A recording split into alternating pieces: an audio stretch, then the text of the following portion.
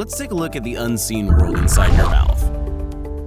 When teeth erupt through the epithelium, a shallow collar forms around the tooth called a sulcus.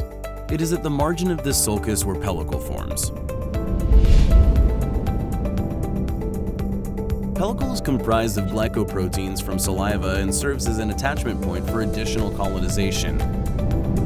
Early colonizers of this pellicle accumulated the gum margin in isolated colonies.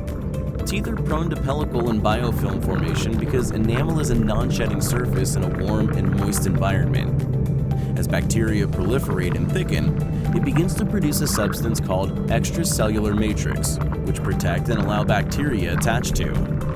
The presence of biofilm is normal and is stable and associated with health and oral homeostasis. It is a diverse and structurally and functionally organized collection of bacteria. Biofilm is unlike materia alba, which is soft and easily removed with rinsing or bubbles.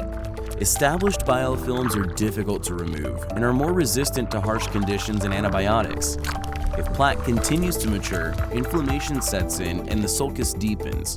And as it does, a new microenvironment emerges which favors the growth of opportunistic bacteria that produce toxins and other harmful metabolites.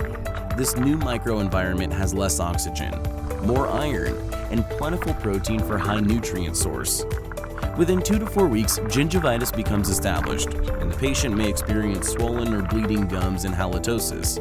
Continued maturation and proliferation of biofilm favors highly pathogenic and virulent gram-negative anaerobic bacteria. The bacteria, their endotoxins and metabolic process that further activate host immune response, which can cause a persistent dysbiosis that can lead to loss of the periodontal ligament and bone resorption, establishing periodontal disease. Patients leave behind about half their plaque after brushing. Some of the common missed locations include linguals, spaces physically protected between teeth, and restorative and prosthetic factors. While brushing is important, combining with chemical disruption of biofilm further affects the intraoral biochemistry and reverses the dysbiosis and promote homeostasis. The stannous fluoride molecule has bactericidal properties, and its main mechanism is bacteriostatic. It inhibits the metabolic activity and prevents biofilm from thickening. Its molecule is smaller than a red blood cell, and only when optimally formulated and highly bioactive, it can penetrate to the depth of the biofilm to bind to bacterial toxins and prevent TLR activation, and therefore inflammation.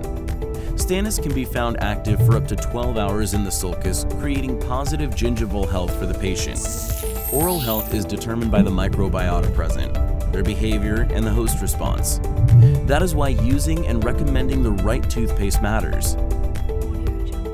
Dental professionals play a pivotal role in supporting optimal oral health and helping patients to find the best tools for mechanical and chemical biofilm control. Healthy, beautiful smiles for life.